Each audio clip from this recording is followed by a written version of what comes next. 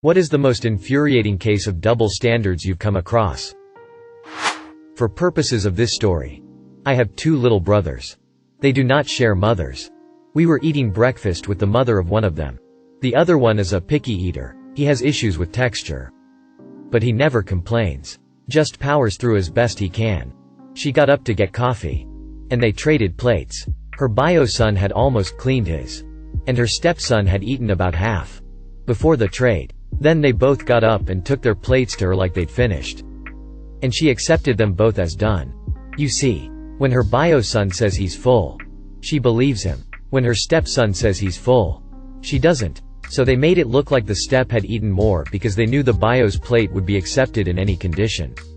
I never told them that I know they did this, and probably have for a while. But I love that they figured a way around her double standards.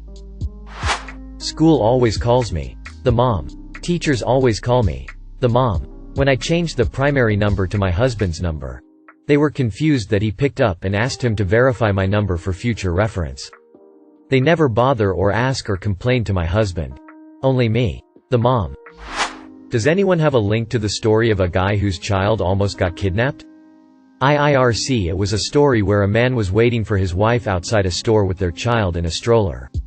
A woman just walks up, screams that he's kidnapping her child, grabs the stroller, and calmly walks off. The man got tackled and beat by everyone there, to the point of having broken ribs. And all the while he was screaming that the baby was his and she was the kidnapper. It was only stopped because the wife came out and confronted the woman, who just calmly let go of the stroller and walked off without anyone stopping her. When the police got there, the husband was reprimanded for looking suspicious. My high school English teacher would hear something even remotely phone-like and explode. Whose phone is that? If no one answered right away, AHE would pace the desks. And if anyone acted suspicious, she would have them empty their pockets, bags, etc. on the desk. If there was a phone, she confiscated it. If there were any unread notifications, she would read them aloud. But, every now and again, she would do her whole explosion. Then glance down and giggle and say, "Oh, it's my phone," and then text away. Also, she was a terrible English teacher. One of the regional managers goes to state prison for over a year for DWI. If you know anything about Texas DWI laws, that means he got caught multiple times. Comes out of prison, immediately transferred to corporate and made a director. Brand new employee as rear-ended in stop-go traffic on the highway. No injuries, but forced to take a drug test. Fails for weed. Immediately fired. 35 years ago, and it still pisses me off. I got detention in high school. No biggie. I did the crime. However, I was scheduled to work, so I asked for detention to be delayed for 1 day. Request denied. I pointed out that football players routinely had theirs rescheduled to accommodate games and practice. Only answer I got was, "That's different."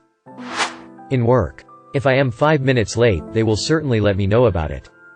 But if I stay behind 15 minutes later than my finish, not even a mention. Edit. Since this comment blew up, I'll give you a story that relates this problem to the downfall of a company, paraphrasing my own version of the story. So, there was a person who worked for a company. This person did all their work, and the work of some others, which in turn was keeping the company afloat. Now, this person does not do this for any particular reason other than they are a good worker and doesn't really receive any praise. Maybe a thank you here and there, from management. One day, this person has had to come in late, and as soon as they enter the building and clock in, they get a text message from their boss asking them to see the boss. So they see the boss. And the boss says, "We have a zero-tolerance policy on lateness. If you are late again, you will be fired." The person tries to defend themselves by bringing up all the extra work they do. But the boss replies, "You were not asked to do those things. But you are required to be on time." So the person decides they will only do what is asked of them from now on. Now things are starting to go wrong and the company is behind on certain contracts. This person continues to do only what is asked of them. And eventually the company goes under. The moral here is to recognize the good and bad of your employees. One comment that only focuses on a negative situation without any mention of the extra good that the person has done can be incredibly costly. But by just saying, "You should not be late, but I do appreciate the extra work you do," We can work something out, can save you in the long run." Someone posted on Reddit once, and it really made me laugh, so it stuck with me, that a woman he worked with would make fun of him and call him chicken legs and stuff, wearing shorts. So he finally called her elephant legs and got into trouble with our middle-aged woman I used to work with was always complaining about her son-in-law, and one day she was complaining to me and saying how he doesn't clean her daughter's car off when it snows, and that is something the man should be doing, and I responded with, "Sure. But how would you feel if he said the same thing about dishes and being something the woman should do?" She paused and then said she never thought of it that way, lol. My mom gets mad at me for being at home all the time and never going over to friends' houses and stuff. I get a girlfriend and a job, so now I'm never home, and she gets pissed off about it. I went to a small Bible college where we had to sign a contract promising not to drink or have premarital sex while enrolled there. At one point a couple was caught having sex. The guy was put on some sort of light probation. Of course he was still able to play on the school's basketball team, and the girl was immediately expelled. There was a girl that kept putting her hands on me. Every day she would try to touch my balls, grab my ass, slap my ass, etc. I've tried talking to my friends and my teacher that we weren't together, and she's making me uncomfortable, with many of my classmates' POV as evidence. The teachers just gave her a stern talking to. But she later continued her harassment. Everyone knew I was being harassed. So I decided to give her a taste of her own medicine. After she decided to slap my ass the nth time, I turned around and slapped hers. Needless to say, I was tackled to the floor and was bogged down by the other girls. I explained to said teachers about the many times they witnessed me being harassed by her and did nothing about it. This one time, I placed myself as the harasser, and now suddenly they care? Luckily enough, they brought both me and the girl to the principal's office and warned us not to do it again or else they'll call our parents. She stopped after that. Edit. I want to let you know. This happened back in sophomore year in HS. It's been 6 years since then. I'm now 20 in college. When my wife puts anything anywhere, it is the place of the thing. If I put anything anywhere, why do I not clean up after myself?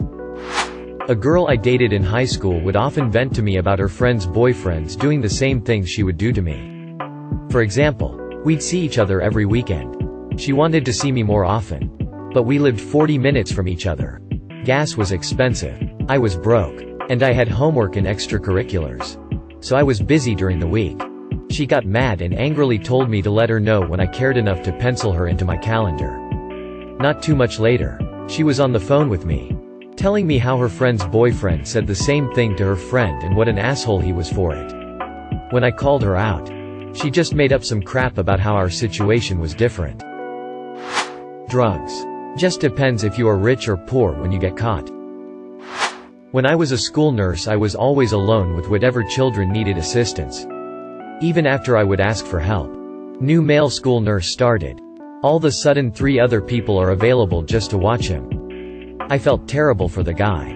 But literally no one trusted him with the diabetic kid or the kid with the track alone.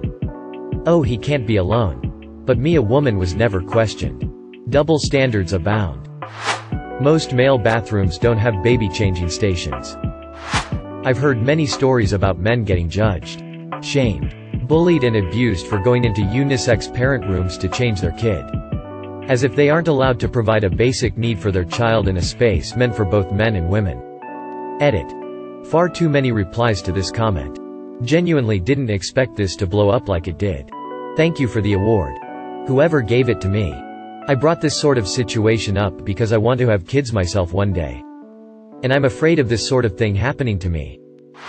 You say, peacock, and nobody bats an eye. But you say, poopcock, and everyone loses their minds. Me and a classmate wrote the same answer with different wordings in a test. My classmate got the answer marked wrong. Luckily, because I am her favorite, I don't enjoy it, I was able to negotiate with her and she changed the mark. Although it's still infuriating that it actually happened in the first place, and yes, she didn't like him at the time. My personal experience? I was about 8 months pregnant. My cousin's girlfriend was about 7 months pregnant. We were all at my aunt's house. My cousin's GF, let's call her Christy, had a reputation of being not very bright, but also very arrogant. She insisted that it was perfectly fine to smoke during her pregnancy. Because the baby's lungs were not developed yet. Wow. Just wow. No matter what evidence my aunt showed Christy, she stuck with her stubborn, selfish belief. She smoked cigarettes up until 6 months pregnant, and smoked pot from a street drug dealer up until the car ride to the hospital to deliver. She also drank 2 alcoholic beverages a day. We all suspected possibly more. We were all appalled, but there was nothing we could do to stop her. I had not said one thing to her about it, because it just wasn't my place to. My aunt had said enough. On the other hand, I completely gave up alcohol. I never smoked. All coffee, caffeine, getting my hair and nails done, sushi, and everything that my midwife said could possibly cause harm to the unborn baby. I even switched to a natural deodorant. Back to my aunt's house. My aunt had come back from a store with sub hoagies, fresh deli meats, and cheese. We all started making ourselves subs. Except for Christy, who was busy smoking a blunt in the bedroom. As I was eating my turkey sandwich, Christy comes out from the bedroom, high as a kite, looks at me dead seriously, and says, "You're not supposed to be eating that. Deli meat is unsafe for the baby." It took every ounce of energy in my body to not hurl myself screaming in her face. Edit. Wow. This blew up. I've always wanted to say that haha. Thank you all for the support. And thanks for the rewards, kind strangers. When I was about 16, my dad, a Baptist missionary pastor, once preached a 2-hour sermon on the perils of pornography, and how absolutely evil it was. Gotta save yourself for marriage, etc. He had also beaten the shit out of me for catching me with porn a couple months prior, that same night when we got home from church. He asked me to bring him his phone that he'd left in the car. I opened it to find months of daily porn watching in his internet history LMAO. When I was a sophomore, a group of freshman girls all decided to go around racking guys because they thought the reactions were hysterical. I made it very clear if any of them did that to me, I would slap the shit out of them. Lo and behold, after several other guys were hit and nothing done, one of them surprised me in the hallway and racked me. I promptly slapped her across the face and was sent to the principal's office by a female teacher who witnessed the whole thing. Thankfully, the principal was more understanding and just sent me back to class. Still, whole thing pisses me off over a decade later. ETA. When I say racking, I mean slapping, or otherwise hitting someone in the testicles for no other purpose than to cause pain. Probably known under many different phrases or names. But that is what we know it as where I grew up in Texas. Also sack tap, but racking was the phrase that first came to mind. We had a really expensive camping trip in middle school.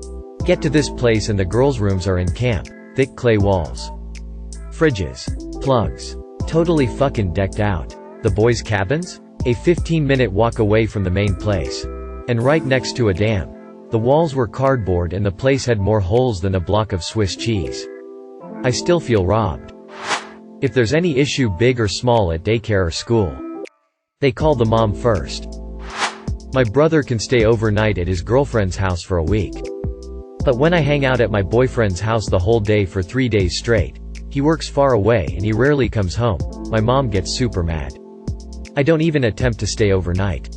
Obviously, I'm a girl. Edit. He's older and we're in our mid to late 20s in long-term relationships. I know it's weird to some people that we still live with our parents. But this arrangement is actually the norm in our country. Teachers having sex with their student. Male teachers. Statutory rape. Female teachers. A relationship or an affair. I can't believe you waste your time playing video games. Proceeds to binge 8 hours of Netflix. When we bought our house, my wife set up all the utilities. I'm on the spectrum. I really hate dealing with that stuff. Bills. Money. I go to work and earn the money. She does the budgeting and makes sure everything gets paid. It's crazy to me how often a company will have me get on the phone to make a change or whatever on an account that she set up. I'm the husband, so I must be in charge of the finances? Got written up for wearing nice shorts to work. In an IT position. No customer-facing roles at all. My female manager and all other women in the company were permitted to wear any type of dress or skirt. My manager always wore her athletic skirt she worked out in. It was less than knee length. Fuck you, Black Hills energy. Had an opportunity to go to Montreal on a work trip. It was supposed to be a reward for those employees who had just finished a major project. My boss calls me into her office and tells me she knows I played the biggest role in the project on the team, but that she's sending our female summer student, who hardly touched the project, instead because we needed to show company diversity at the conference and there were too many males going. Edited this out as too many people were too impressed. I can't get a doctor to sterilize me, although I've been repeatedly requesting it for over a decade now. My ex went in to his doctor once and got it done the same week. Edit. Thanks to all kind responses. I'm Dutch, so it's different here from the States. We don't have lists of doctors who do these procedures willingly, as no doctor would want to be on that list here. I'm going to try again at the end of this year. I'm not on birth control at the moment, and I hope that'll kinda force their hand a bit more. I've also done plenty of research and have a long list of reasons written out. As I'm over 30 now, I hope to have at least a shot. My mom got upset at me for something unreasonable. She called me and was instantly shouting over the phone. I was angry in return. And both my parents were upset that I could possibly be upset with them because they do everything I could ask for, including the basic requirements to raise a child. Not including any sort of emotional support, of course. And providing numerous mental health problems. The next day, my dad was talking to me and explained she was just upset. And that if you start a conversation angry and fighty, then the other person will be defensive reactively, meaning I was instantly angry with her and she was just being defensive. I took this as an opportunity to prove I wasn't in the wrong at all. I explained to him that he's right, but when I picked up the phone, she was instantly shouting, so I reacted defensively. So isn't it wrong how she acted? He said something along the lines of, well, but she's your mom, his go-to excuse for her, as if that clears her of all wrongdoings. Edit. Oh boy. Didn't mean to trauma dump. My bad. Edit 2. Wow. A lot more people resonated with this than I thought. Woke up to like 40 messages. For any of you going through the same or a similar thing, feel free to talk about it. When I passed my driving test, I had about 3 years no claims bonus with motorbikes that no insurer would let me use for a car. I guess it makes some amount of sense because they're different vehicles of different sizes with different risks. What makes absolutely no sense is how having my motorbike stolen should negatively impact my premiums for car insurance when the difference in stealing a bike versus a car is vastly different and I was living at a completely different address in another city. Yet I'm still forced to pay increased premiums for 5 years. If having a bike stolen is relevant to increasing car insurance premiums, how is riding one safely for 3 years not relevant to reducing them? Insurance is a fucking racket. Edit 3. Thank you, kind internet stranger, for the gold. I never thought this would blow up like it did. Holy cow. The poor guy who just posted in another subreddit that he and his wife don't want more children. She wants to go off birth control. But he is not comfortable having a vasectomy. Said he was perfectly fine using condoms. She laid down an ultimatum about vasectomy or no sex. He chose no sex and the wife is mad. So many people in the comments saying he needs to have the vasectomy. Like, if a husband said the same thing to his wife, everyone would be up in arms. My body, my choice doesn't just apply to women. Men deserve body autonomy as well. FYI, I am female. Edit. I am not here to debate if you think he's right or wrong. What I am pointing out is the goddamn double standard that if the genders were reversed, he would be getting ripped apart worse because he'd be demanding the same thing, a medical procedure done that she didn't want. Why is that different? It's not. Edit 2. The number of you that are okay with essentially forced sterilization is just god fucking astounding. Yes. A vasectomy is less invasive. Yes. A vasectomy is reversible. But it is way more invasive, and I just read the average cost for a high success rate is $8,700. He is not forcing her to remain on birth control. He was fine using condoms, which when used correctly and combined with other methods, spermicide, have almost zero failure. She is the one who issued the ultimatum. There are also other ways to have intimacy and achieve sexual satisfaction without PIV sex. If she is the one who doesn't want more children, then she is the one who needs to make that decision. I posted my story below, but that's basically what I did. I have one biological child who was an accident. I didn't want kids. My ex-husband and I decided we didn't want more. He has 2 older children from his first marriage. We talked about a vasectomy, and while he didn't outright refuse, he kept putting it off and didn't get it done. So I made the decision, with his support, to have the Escher procedure done. Now 11 years later, I am very happily small child free, and he is 51 with a 1-year-old. I hate to say it, but marriages dissolve. Situations change. Forcing him to make a permanent alteration to his reproductive ability is not okay. Thank you for watching. If you enjoyed this video, don't forget to drop a like. If you would like to see more content like this in the future, subscribe and turn on notifications to be notified about future videos. Now check out one of these interesting videos.